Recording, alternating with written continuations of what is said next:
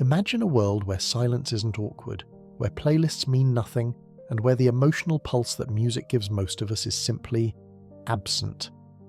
Why do some people never listen to music at all? In today's video, we dive into the surprising psychology behind this rare group, unpacking the cognitive patterns, personality traits, and neurological factors that shape a life without melodies. For most people, music activates deep emotional and reward circuits in the brain. But individuals who avoid music often show a very different neurological response. Studies suggest they may experience little to no dopamine release when listening to songs, meaning the experience feels flat, unengaging, or even mentally exhausting. Instead of comfort or excitement, music becomes just another layer of noise, prompting them to retreat into silence or environments they can fully control. Beyond the brain's wiring, there's also a personality element at play. People who rarely engage with music often describe themselves as more introspective, grounded in logic, or easily overstimulated by sensory input. For them, music isn't a companion, it's a distraction that pulls their thoughts in too many directions. So instead of turning on a song to set the mood, they naturally gravitate toward quiet routines where their minds feel clearer and more in control. There's also a lifestyle factor that quietly shapes this behavior. Many non-music listeners grow up in environments where music simply isn't a central part of daily life. No family playlists, no emotional attachment to certain songs, no ritual of putting on headphones to unwind. As adults, they carry that pattern forward, not out of resistance but out of habit. Silence becomes their default setting, a familiar space where they can think, work, or rest without feeling like they're missing anything at all. But what truly surprises many people is that avoiding music doesn't always signal a lack of emotion. In fact, some individuals report feeling emotions too intensely, and music amplifies those feelings to a level that becomes uncomfortable. Imagine someone who already experiences stress deeply. Adding a dramatic soundtrack on top of that can feel like pouring gasoline on a fire. So they choose silence as their emotional safety zone, a place where everything stays steady and predictable. Take the case of Bimo, a software engineer who never listens to music while working, relaxing, or even driving. At first, people assumed he just didn't like fun, but the truth was far more personal. Bimo discovered that music, especially songs with heavy emotional tones, pushed his anxiety into overdrive. Even cheerful songs made him feel pressured to match the mood. His solution? He built a lifestyle centered around auditory simplicity, silent breakfasts, quiet commutes, and noise-free breaks. Instead of relying on music for mood regulation, he structured his environment to stay calm on his own terms. People like Bimo often share another trait: a strong preference for cognitive focus. They treat silence as a tool. When music plays, their brains can't help but analyze patterns, lyrics, or melodies, making it harder to stay present. What feels like relaxation to most becomes mental multitasking for them. The psychology here points not to avoidance, but to an efficiency mindset. These individuals naturally minimize anything that divides their attention.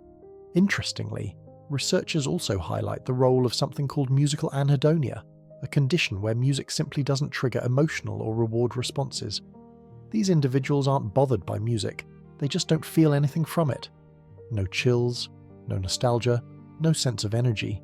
It's like reading a book written in a language they can't process. And because the experience feels empty, they don't seek it out. To them, silence isn't a gap, it's just normal. Consider Aurel, a college student who noticed she didn't connect with music the way her friends did. While everyone around her bonded over playlists and shared emotional reactions, Aurel felt detached. Songs that made others cry or celebrate felt bland to her. This created social friction, leaving her feeling out of place. Her turning point was understanding musical anhedonia through a psychology course. Instead of forcing herself to enjoy music, she shifted to participating in conversations through the stories behind songs, connecting with people through lyrics, cultural meaning and history, rather than the emotional experience itself. This helped her stay included without pretending to feel something she didn't. Still, we can't ignore the social dimension. Society often assumes that loving music is universal. When someone says, "I don't listen to music," reactions range from surprise to disbelief. But psychologically, people who avoid music often rely on different emotional outlets, reading, journaling, meditation, long walks, or deep conversations. Their emotional world isn't smaller, it's just shaped by different tools. So what happens if someone who never listens to music wants to build a healthier relationship with it, or at least understand it better? The key is starting slow and without pressure. One solution is to introduce music in controlled environments, soft ambient tracks during relaxing tasks, low-volume instrumental playlists during study sessions, or simple rhythms without lyrics. Another strategy is identifying purpose-based listening, choosing music for specific functions like sleep, concentration, or emotional grounding rather than pure enjoyment. For example, Ahmad, a finance student, hated music because it felt chaotic and overwhelming. But during therapy, he explored using ambient sounds as a way to reduce mental tension. Instead of music, he started with nature soundscapes, rainfall, ocean waves, distant wind. Over time, he slowly expanded into instrumental piano tracks.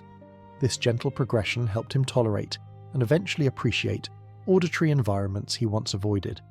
The key wasn't forcing music on him, but finding sounds that aligned with his emotional pace.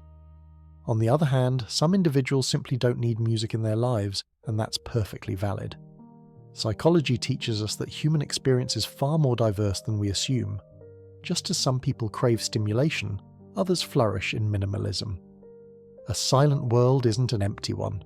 For many, it's a space full of clarity, thought, and grounded emotional presence. So the next time you meet someone who never listens to music, remember, you're looking at a combination of brain wiring, emotional sensitivity, personal history, and lifestyle preferences. Their silence doesn't represent a missing piece, but a different psychological rhythm. A rhythm that may not be set to melodies, but is nonetheless meaningful. Whether you're a music lover or someone who prefers quiet, understanding the psychology behind these differences helps us appreciate the full spectrum of human experience. And in a world filled with constant noise, perhaps those who choose silence aren't missing out. They're simply tuning into a frequency entirely their own. Now, I'd like to hear from you.